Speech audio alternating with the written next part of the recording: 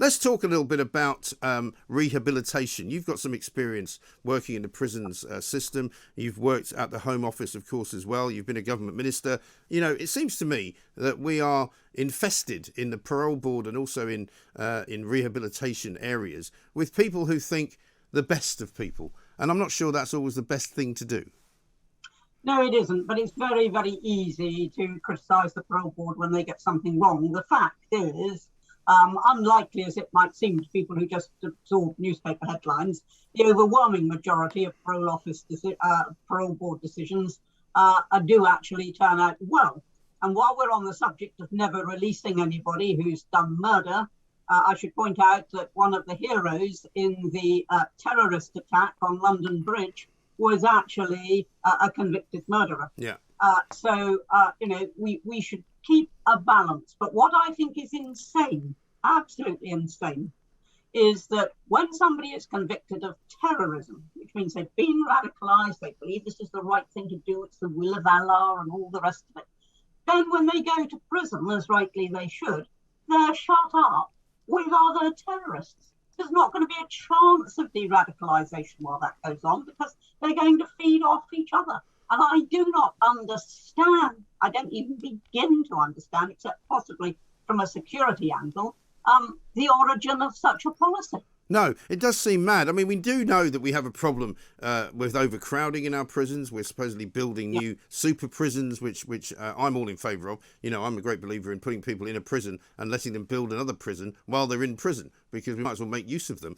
But the story today is that there are things going on behind bars where certain sort of Muslim extremists are demanding things which they shouldn't in any way be demanding. For example, saying that nobody who isn't a Muslim should be allowed into their kitchen when they're preparing halal food, that they should have control of their own wing, that they should have Sharia law to settle disputes. I mean, it's madness, isn't it? Yeah, total madness. And if the prison service is even contemplating giving in to that sort of stuff, then frankly, it needs a jolly good look at itself, and ministers need to take a jolly good look at it.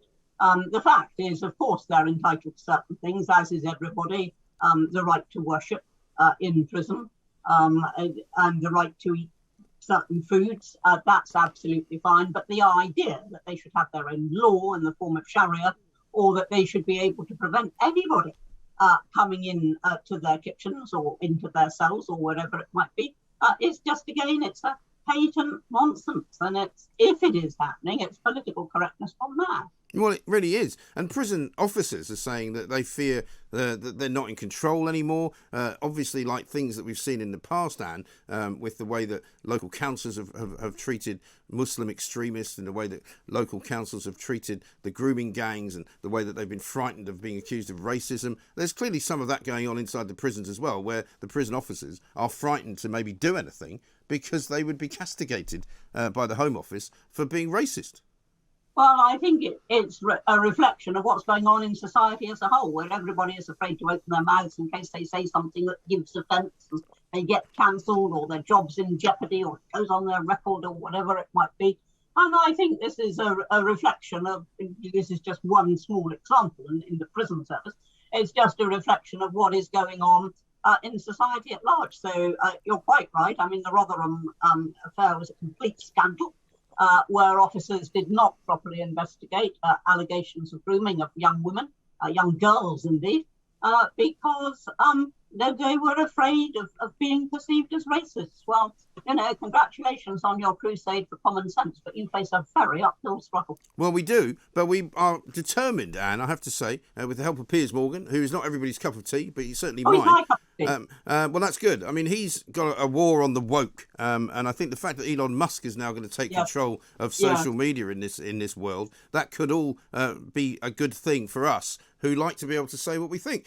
I might not agree with everything you say. I might think some of what you say is entirely wrong, misguided, and possibly even offensive. But, I mean, I'd love to hear it. That's the point, isn't it?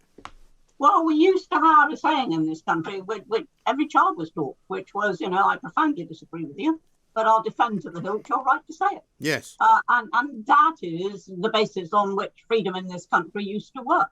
And the erosion of freedom as a result of the woke agenda, the politically correct agenda, the erosion of genuine freedom of belief and opinion and expression is actually serious. And to me, it's a scandal that you have police arresting street preachers when they're not arresting burglars. Well, exactly right. And what about, I know this is a bit of a jump, but into the place where you used to make your living, the Houses of Parliament, the House of Commons, the Speaker, Sir Lindsay Hoyle, demanding to see, as if he's the headmaster of the world, the newspaper editor from the Mail on Sunday, so that he can answer for why he published a story that apparently he didn't like.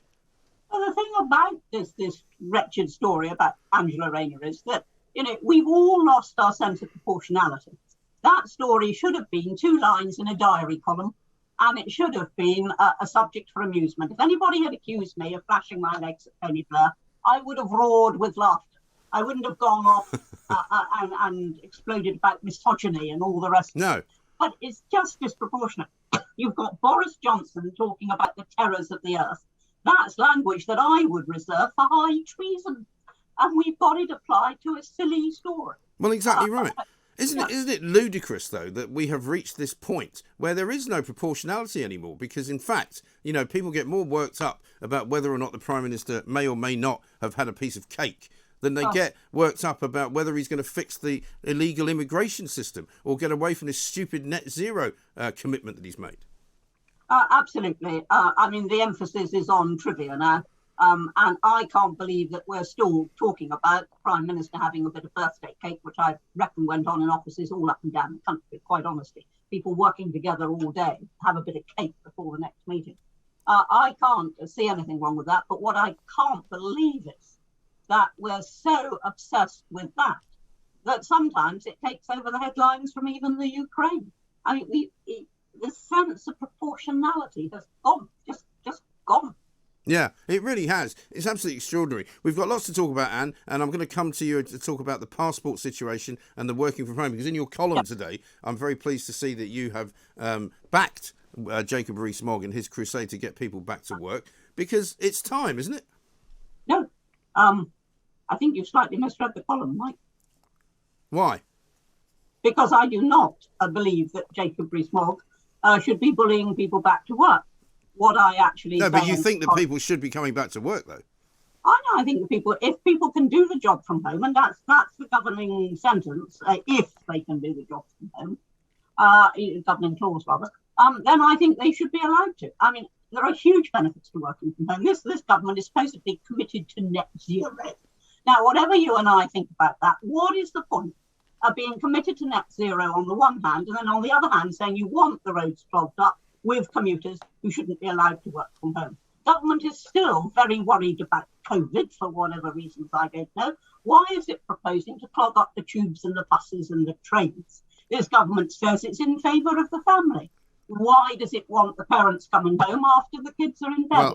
Well, let me stop you there, because we've got to just take a little break, Anne, and we'll come back to this, because I've got to tell you that during this period of time when we are all supposedly still working from home, or an awful lot of civil servants are, the roads are already clogged, right? So people are already driving around, because let me tell you, 75% of the population who work can't work from home because they actually have proper jobs that they have to go and do at a particular location. If you're a painter and decorator, you're a gardener, you're a driver of a bus or of a train, you have to move around. And so I think pandering to these kind of, middle class, champagne socialist types, I think is a wrong idea. Look, why is somebody, a middle-class champagne socialist, who may be actually quite a low-ranking civil servant, who's a clerk or whatever it is, who's got kids, who's got to juggle childcare and the expense of that and the expenses of commuting and all the rest of it, why is that a middle-class champagne socialist? The fact is that after big cataclysms, you often get social revolutions. After the First World War, for example, women demanded to work because they'd been working in the munitions for 4 years. Yeah. They didn't think wage earning was just down to the man anymore. And I think the big revolution that we've had now is working from home. Now, as I've said right at the beginning, if a job can't be done from home, that's different. But the fact is there have always been jobs that can be done from home, and there's always been jobs that can't, and there's always been jobs that can be done for comfy offices, and there's always been those that can't. So to suggest somehow, that this is promoting a sort of privilege, it is not. Well, what it is, though. No, but it is, because I'll tell you why I disagree with you, Anne. Hang on, I work from home. Yeah, but, you're privileged. You're in a very easy position because you work largely with your brain, and you also don't have to be of service to people in a particular way. My experience of dealing with people working from home, particularly if they're, maybe working for one of the utility companies, or if they're working for the DVLA, the passport agency, as we're finding out, they're not working properly. They're not doing the job that they're supposed to be doing. Now, I agree with you. If you can do the job from home, fine. But if you can't do the job well from home, then you need to come back to the office. Right. Well, 2 points on that. First of all, don't blame the passport muddle just on working from home. They actually went on strike, if you remember. Formal strike, not just working from home. So they went on strike while working from home. Yeah, brilliant. But so meant they weren't working at all, not just working from home. If you're striking, you're not working at all. So let's confuse that. But the second thing is this: appraisals, performance indicators, bosses looking at what work is being done. Those things can be done as easily for somebody working at home as for somebody in the office. I disagree. Well, you may disagree, but and you're entitled to, as we've already established, we're entitled to have our different views. But I love it. I work from home now. Why, if when I do my Express article, I can do it at 6 a.m., I can do it at noon, I can do it at 6 p.m. Nobody cares as long as the resulting production is a good one. Yes, but if you were working, yeah, but hang on, let me finish. All right, no, go on. Not letting me finish. So why, therefore, shouldn't a civil servant have exactly the same flexibility over a memo? Because with the greatest respect to you, Anne, you are writing a newspaper column plus whatever else you're doing, which is a very worthy activity, but it's not a proper job.